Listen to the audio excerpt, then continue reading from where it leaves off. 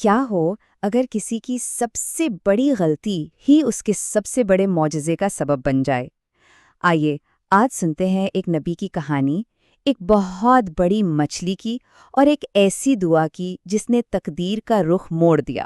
تو سوال یہ ہے کہ آخر یہ سب ہوا کیسے؟ جیسے جیسے ہم اس داستان میں آگے بڑھیں گے، ہم دیکھیں گے کہ یہ صرف ایک مچھلی کے انسان کو نگلنے کا قصہ نہیں ہے، یہ تو ایمان، معافی اور ایک سچے دل سے نکلی ہوئی دعا کی ناقابل یقین طاقت کی کھوج ہے۔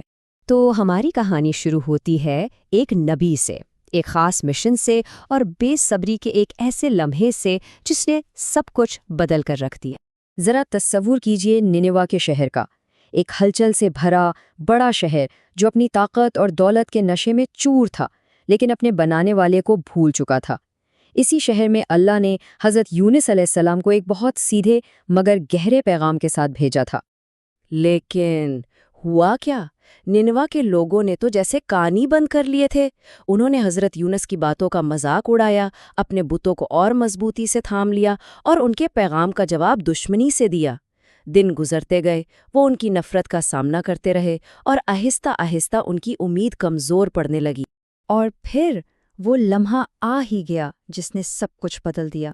مایوسی سے مغلوب ہو کر حضرت یونس نے آخری وارننگ دی اور اللہ کے حکم کے انتظار کیے بغیر وہاں سے چلے گئے۔ یہ جلد بازی میں کیا گیا ایک ایسا فیصلہ تھا جو انہیں ناقابل تصور گہرائیوں میں لے جانے والا تھا۔ اب حضرت یونس شہر چھوڑ چکے ہیں اور ہم ان کے ساتھ اس سفر پر چلتے ہیں جو انہیں سیدھا ایک بہت بڑے طوفان کے مرکز کی طرف لے جا رہا ہے۔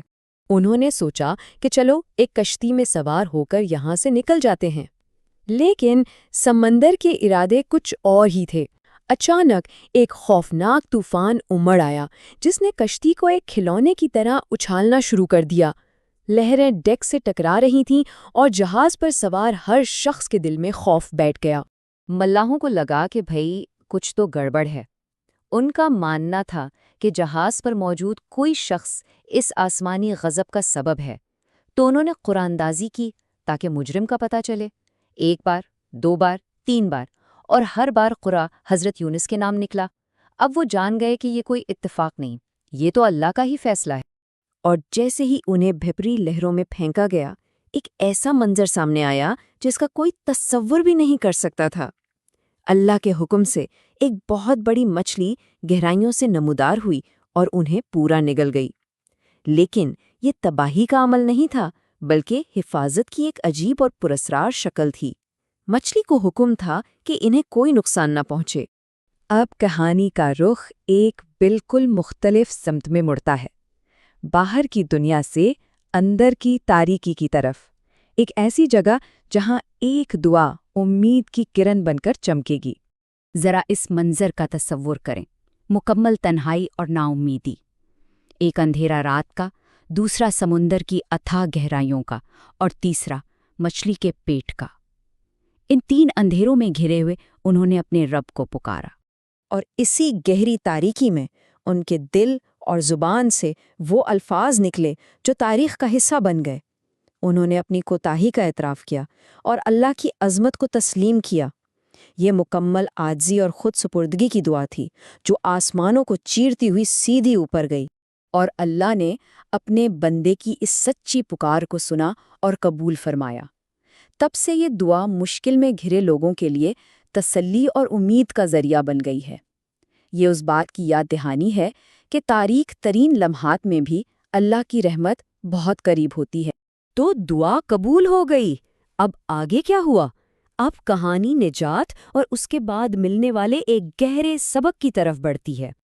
اللہ کے حکم سے مچھلی نے حضرت یونس علیہ السلام کو ساحل پر اگل تو دیا، لیکن ان کی حالت کیسی تھی؟ بالکل ایک نومولود بچے کی طرح، کمزور، بے بس اور اس آزمائش سے بالکل نڈھال۔ لیکن اللہ نے انہیں اکیلا نہیں چھوڑا۔ اس نے ساحل پر ایک کدو کی بیل اگا دی تاکہ انہیں تپتی دھوپ سے سایہ ملے، اور ایک جنگلی بکری بھیج دی جو انہیں صبح شام دودھ پلاتی، یہاں تک کہ ان میں دوبارہ طاقت آ گئی۔ جب وہ بیل سوکھ گئی تو حضرت یونس کو فطری طور پر بہت دکھ ہوا۔ تب اللہ نے انہیں ایک بہت ہی خوبصورت سبق سکھایا۔ انہیں یاد دلایا کہ آپ ایک پودے کے لیے غمگین ہیں جسے آپ نے نہیں بنایا، تو کیا مجھے ننوا کی لاکھوں جانوں پر رحم نہ آئے جنہیں میں نے اپنے ہاتھوں سے تخلیق کیا؟ یہ خدائی رحمت کی وسعت کا ایک گہرا سبق تھا۔ اچھا، 1 منٹ رکیے۔ جب یہ سب کچھ ہو رہا تھا تو پیچھے ننوا میں کیا چل رہا تھا؟ اس کا جواب مچھلی کی کہانی جتنا ہی معجزاتی ہے۔ جیسے ہی عذاب کے آثار ظاہر ہونا شروع ہوئے، ننوا کے لوگوں کے دل دہل گئے۔ وہ جان گئے کہ نبی کی وارننگ سچ ہو رہی ہے۔ ایک اجتماعی احساس کے لمحے میں بادشاہ سے لے کر عام آدمی تک سب شہر سے باہر نکل آئے اور گڑ گڑا کر اللہ سے معافی مانگنے لگے۔ اور یہ تاریخ میں ایک بالکل انوکھا واقعہ ہے۔ ایک پورا شہر جو تباہی کے دہانے پر تھا، اتنی سچی توبہ کے ساتھ اللہ کی طرف پلٹا کہ ان کی تقدیر ہی بدل گئی۔ ان کی کہانی تاریخ میں منفرد ہے۔ اب ذرا اس منظر کا تصور کریں جب حضرت یونس آخرکار نینوا واپس پہنچے ہوں گے۔ انہیں اپنی آنکھوں پر یقین نہ آیا ہوگا۔ شہر بدل چکا تھا۔ وہی لوگ جنہوں نے کبھی انہیں مسترد کر دیا تھا، اب کھلے بازوؤں سے ان کا استقبال کر رہے تھے اور ان کے دل ایمان سے بھرے ہوئے تھے۔ تو اس پوری حیرت انگیز داستان سے ہم کیا سیکھتے ہیں؟